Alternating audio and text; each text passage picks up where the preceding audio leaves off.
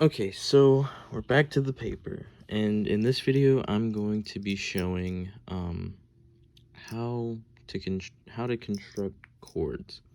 And so for this we're just going to be doing notes of C major, and these notes relate back to the notes that I did right here, because as you can see it goes C, D, E, F in that specific order with these right here.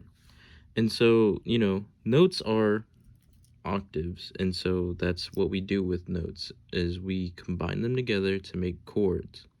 So, for example, C, E, G is C major, C, E, G. And what you do whenever you're making a chord is you line your letters out like that, you give them these numbers.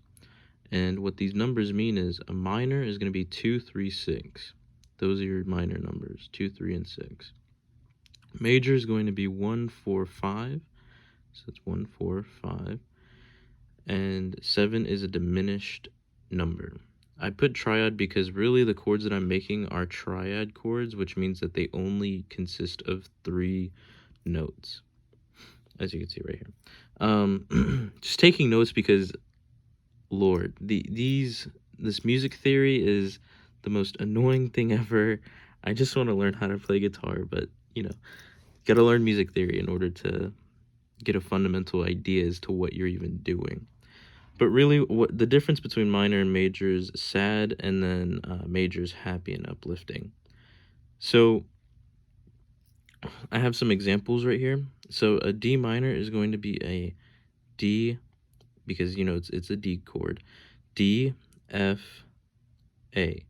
And really, by learning chord construction, it really gives you an idea as to why they're called what they're called. Because prior to this, I just knew that a D minor was, oh, let me refer to this book and look up what a D minor looks like.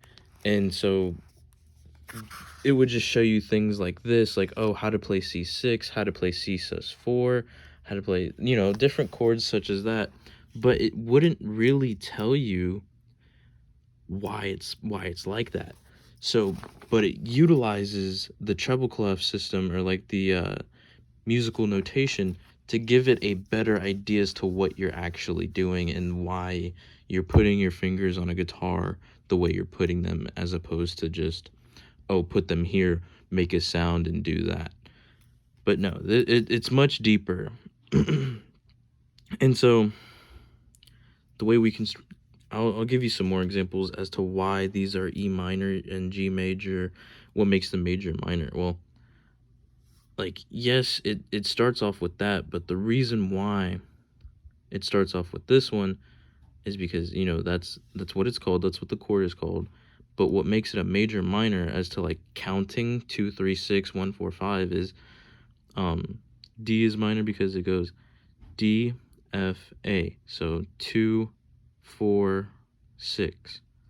And the majority of those numbers are minor numbers. So 2, 4 is a major number, but it gets outnumbered by the minors. And then that same thing applies to the rest of these. And let's say we want to learn like F major, because I don't have F major written. So F major is going to be, you start off with your F, so it's going to be, let's see, F major. And see, a good thing that I like about this is that music is quite literally math. So if you have a basic and good understanding of math, you get a better understanding of music theory and just music in general. So F major, we're going to start off with F, so it's going to be 4. And then we're going to skip, so 4, 6, 1. 4, 6, 1. So 4, 6, 1. The reason why it's going to be a major is because it's outnumbered. That minor number is outnumbered by major. And that's pretty much all you need to know for constructing chords and why they are the way they sound. So, but referring to the guitar itself, the reason why it's on certain frets and why it shows you where to put your fingers in certain places is because these notes achieve the octaves in which you are playing and putting your finger on those specific frets. Now, music theory is a complete rabbit hole of information, and I could probably go on for days explaining as to how it all just correlates to one another. But that is the basic understanding of chord construction. Thank you so much for listening.